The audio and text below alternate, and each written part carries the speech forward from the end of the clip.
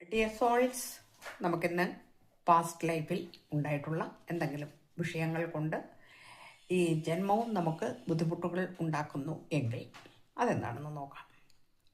അപ്പോൾ evil I എന്നാണ് കാണിക്കുന്നത്. പറയുന്നത് negative energies or influences may be affecting your current situation, but through spiritual cleansing and protection, you can restore balance and harmony in your life. ഇതാണ് പറയുന്നത്.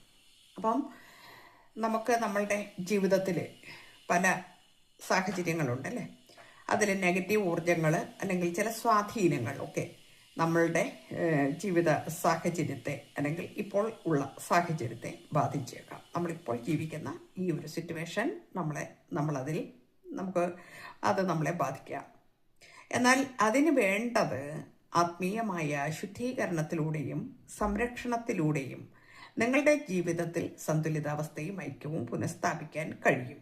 കഴിഞ്ഞ ജന്മങ്ങളിൽ നമുക്ക് അല്ലെങ്കിൽ കഴിഞ്ഞ പാസ്റ്റ് ലൈഫ് എന്ന് പറയുമ്പോൾ കഴിഞ്ഞ ജന്മങ്ങൾ തന്നെ ആകണമെന്നില്ല, നമ്മളുടെ ഈ ലൈഫിൽ തന്നെ ചില കഴിഞ്ഞുപോയ ചില നാളുകളിൽ നമുക്ക് ഇതുമാതിരിയുള്ള ചില വിഷയങ്ങൾ ഉണ്ടായിട്ടുണ്ട് എന്ന് തന്നെ കരുതുക.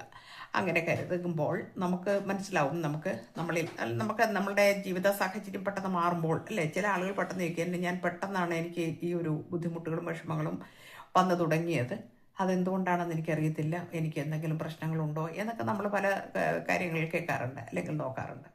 അപ്പോൾ അതിതാണ്. അപ്പം ഇങ്ങനെയുള്ള ചിലരുടെ ദുഷിച്ച കണ്ണുകൾ മതി, ചിലരുടെ നാവ് മതി അല്ലേ, നാവ് ദോഷം, കണ്ണ് ദോഷം എന്നൊക്കെ പറയും.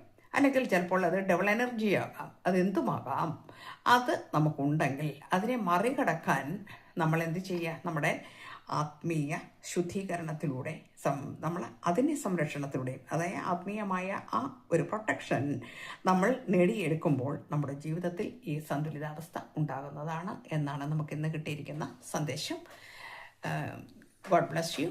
എല്ലാവർക്കും നല്ലത് വരട്ടെ. Thank you universe.